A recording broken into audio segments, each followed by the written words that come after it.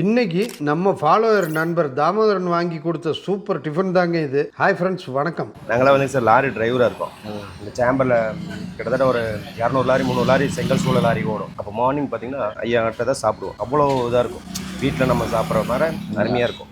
நாங்கள் ரெகுலராக அந்த லாரி கூலிஸு நேரத்தில் கிளம்பிடுவோங்களா. அந்த டைமில் மார்னிங் எப்பவுமே அது 8 மணிக்குங்கிறப்போ இட்லி சூடாக ஒரு 4 இட்லி ஒரு வடையை சாப்பிட்டா தான் எங்களுக்கு ஒரு திருப்தி.